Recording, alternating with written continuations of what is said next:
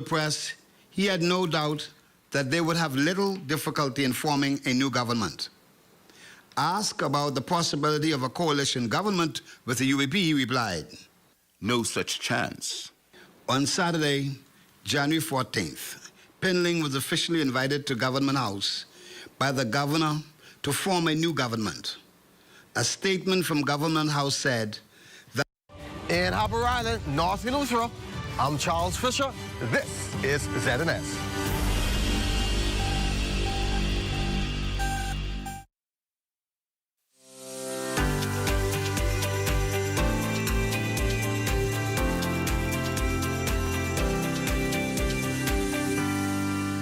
My fellow Bahamians, brothers and sisters, January in the Bahamas is a time of celebration and anticipation as we honor the heroes who secured majority rule and embraced the hope and promise of the year ahead.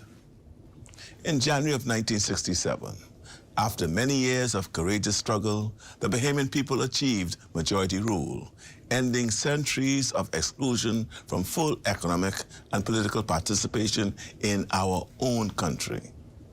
In the decades since, Bahamians from every walk of life and from islands across our archipelago have come together to build our modern sovereign nation. I've studied our country's history closely in order to learn from it, to know what it takes to change a nation. Majority rule and independence gave us the keys to our freedom, the power to shape our own destiny. We have achieved much to be proud of, but we know there's so much more we can do with the power that is the beating heart of that legacy. We've come out of crisis stronger, more determined, ready to build a new era of national ambition, one powered by Bahamian talent. Tonight, I'm going to outline some new policy changes to make life more affordable for Bahamian families. But I will begin by briefly talking about the economy more broadly, specifically how we are expanding the ways Bahamians can get ready for new are lower. That means we can open new doors to Bahamian ownership, to Bahamian success and prosperity, and to new industries built and led by Bahamians. It means we can accelerate our development and build an economy where prejudice and privilege and gatekeepers matter a lot less, and your creativity and ability to innovate matter a lot more. I know this might be hard to imagine in a country where we often have to fight for every step of progress, and then fight to ensure that progress is not cancelled. Sometimes meaningful change does take decades or even centuries to achieve. But there are moments when history accelerates and revolutions in opportunity come all at once. And I know my people are ready. 11,000 Bahamians are enrolled in our government's Upskill Bahamas initiative. We are providing online courses for free from the world's best universities and training institutes, so Bahamians can gain the skills to start or grow a business or earn certificates in the skills that matter most in today's economy. Advances in technology are shaping and reshaping nearly every industry and field of work, and we are going to make sure Bahamians are ready. It doesn't matter whether or how long ago you completed original schooling. It doesn't matter if you need to start with the basics or you need to add advanced skills. The important thing to know is that we are on your side and we want to give you your best shot. Upskill is an important investment in our people, and it's only one of many. We are overseeing a major expansion of BTVI because specialty trades are one of the smartest ways to secure reliable and very high incomes.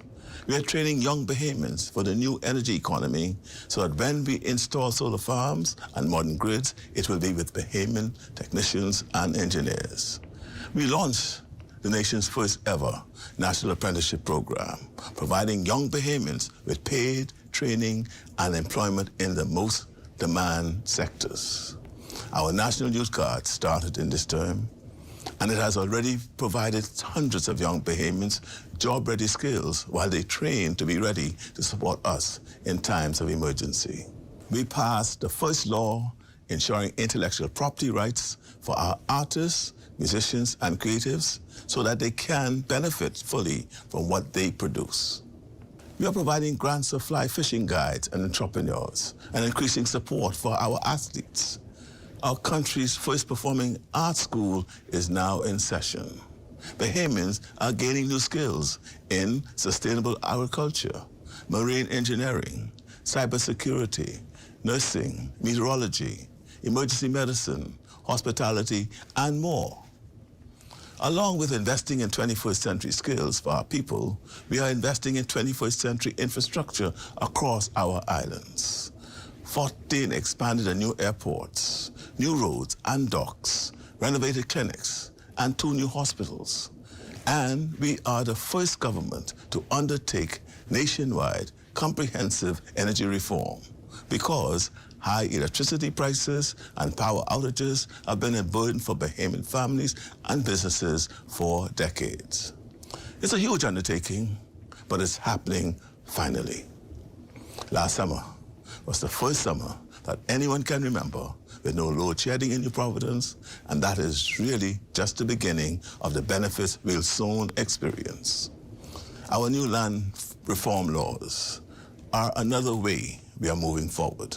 Just a few days ago, I had the privilege of handing over 216 conveyances to families who waited generations for legal recognition of the land that belonged to them. We are replacing an outdated deed system with a modern land registry so Bahamians can claim, transfer, and protect what is theirs. Bahamians know what land means. A marketable title can make all the difference between being turned away at a bank or being able to secure a small business loan, improve a home, or pass on what's yours to your children and grandchildren. It's not just Moores Island. Bahamians in Foxhill, Boise in Town, Marsh Harbor, and in communities across the country, Bahamians who have lived on land for decades without secure papers are going to have their lives changed. A lot of progress is finally underway in our country. I know it can be hard to believe after you've been through such hard times, but I don't want you to doubt what your country and your fellow citizens are capable of. And in fact, when you think about the major setbacks we have endured in recent years, any one of which could be considered catastrophic on its own, you should be encouraged, not discouraged. I'm going to tell you why. In 2018, the previous government raised VAT from 7.5% to 12%, a shock 60% increase, which was followed by a massive $2 billion drop in local consumer spending. Unfortunately, that meant our families, our economy, and our fiscal situation were weaker when we faced the terrible tragedy of Dorian, the Category 5 hurricane, which followed Joaquin in 2015, Matthew in 2016, and Irma in 2017. $7.7 billion. That's the amount in economic losses we sustained just the last decade because of hurricanes, according to the Inter-American Development Bank, $7.7 billion. Then, of course, there was the pandemic and the extensive damage of the endless lockdowns, curfews, tourist visas, and emergency orders in place before we came in. How much do international experts calculate for the impact of COVID? Another $9.5 billion in economic losses for our country. Where could we be as a country without these massive billion-dollar economic hits to our economy and to our country's bottom line? Where could we be if we had been able to invest more and earlier in our infrastructure and people and progress, instead of needing to borrow again and again for relief and reconstruction and recovery, to rebuild schools and roads, to pay public workers, to help Bahamians who lose homes and businesses? These are legitimate questions, but ultimately, they are heartbreaking too. Instead, it's more productive to ask, what does it mean that we pulled off such a strong recovery despite these billion-dollar hits? Because It's hard to imagine any other country our size surviving shocks of this magnitude. In just a few short years, we turned collapse into recovery. We turned downgrades into upgrades. We turned crisis into progress. When S&P raised our rating, they gave us the best outlook for our country in 17 years. We have succeeded in removing our country from the blacklist, a critical achievement for our financial services industry. We have attracted more than $10 billion in new private sector investment, including some of the most prestigious partners in the world. We are on the right track because we made the right policy choices under pressure, because international leaders and investors believe in us, because our banks and our currency and our institutions held strong, and because Bahamians are infinitely creative and resilient. Now, don't let anyone tell you that the pace and the scale of our country's recovery were inevitable. That's just wrong on the facts. We opened the economy when others were hesitant and uncertain. We put in a pioneering program for free nationwide testing, which protected Bahamians and reassured travelers. We aggressively promoted the country abroad. That's how we got a head start on our tourism competition and why we haven't let up since. With record investments across our islands, with public-private partnerships with those 14 expanded and new airports, with new and expanded airlift, and with innovative programs to incentivize local partnerships. We work to help families and our local economy. We cut VAT from 12% to 10%. We paid out millions in stipends and arrears that had been on hold to nurses, teachers, public servants, and thousands of other Bahamians. We have signed 60 labor agreements, and we raised the minimum wage. So many people said we couldn't help people this way. We couldn't make these changes or pay people what they were owed or give any kind of raise because of hard economic times. But I felt the opposite was true. It was precisely because times were hard that we needed to act. These policies mattered to people and to the country, and they were central to our recovery. And that recovery is just a stop on the way to something better. Because we didn't come here to defend the status quo, we came here to change it. Let's talk about how we're doing that when it comes to one of our toughest challenges, the high cost of living. Addressing affordability requires action on multiple fronts. Our catastrophic health care fund has already allowed hundreds of Bahamians to receive life-changing or life-saving treatments and surgeries. 44,000 Bahamians currently receive free medications through the National Prescription Drug Plan, and we just increased the number of medications which are covered from 72 to 142. We are also expanding eligibility, so soon up to 160,000 Bahamians living with chronic conditions can access essential medicines at no cost. This is the kind of relief that will take pressure off families. And we are applying that same urgency to another burden, the high cost of housing and the shortage of affordable homes. We have hundreds of new affordable homes completed and occupied or under construction in a number of communities. These homes will make all the difference to so many Bahamian families, but we know that's not nearly enough to meet the demand.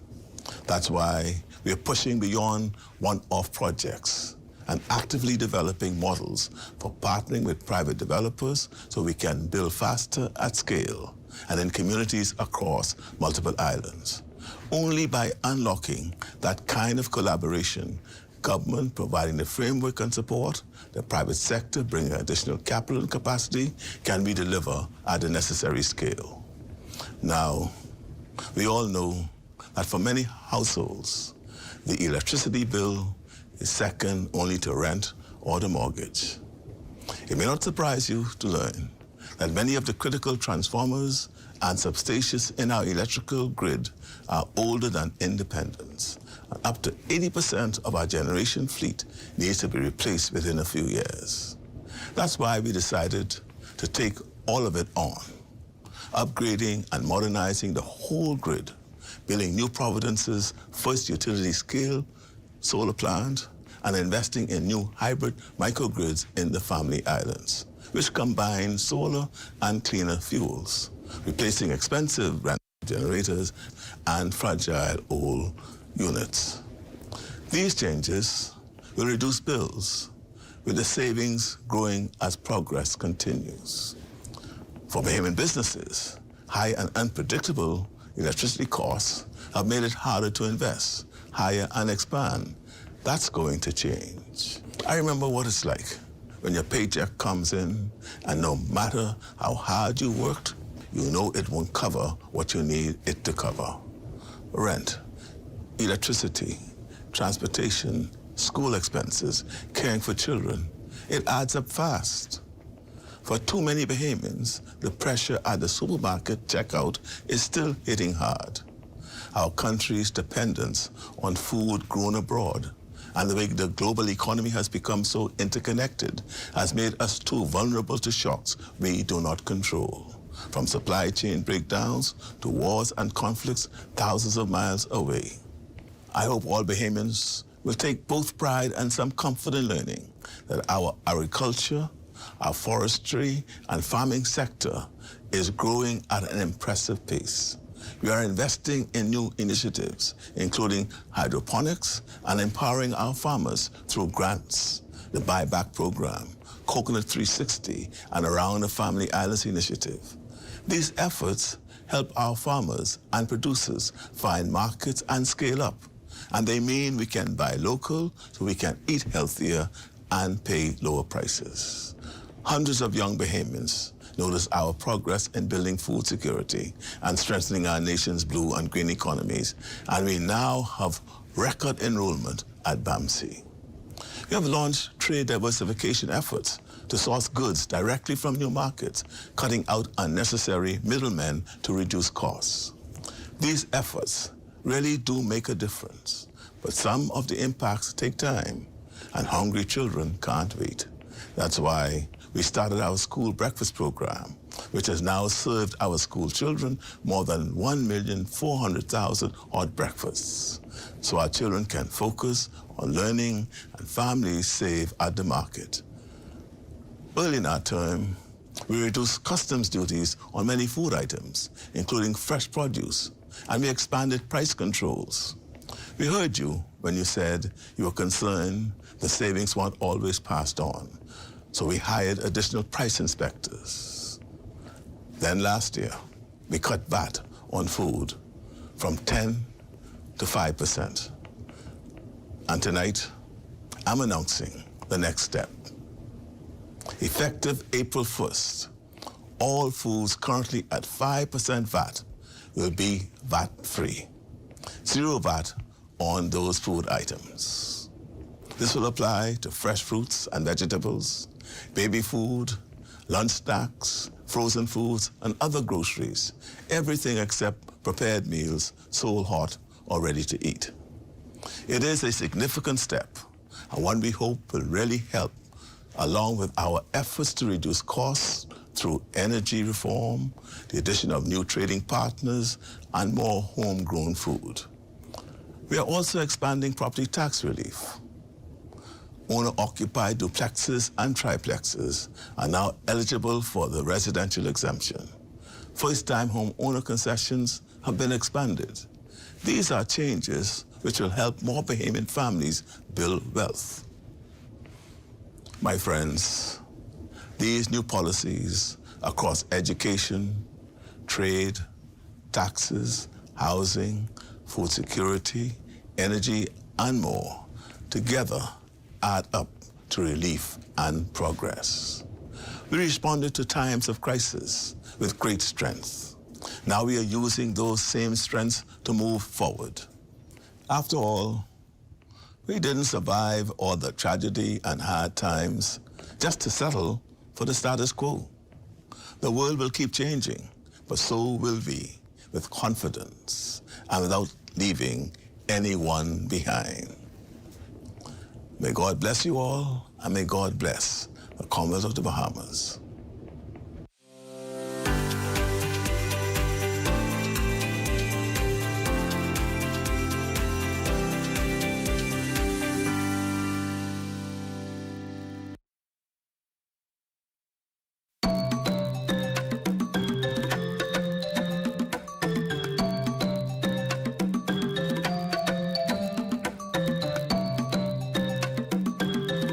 The Bahamian coppice forest is one of the most diverse terrestrial habitats and is the most widely distributed forest in the Bahamas. It consists of numerous species of both plants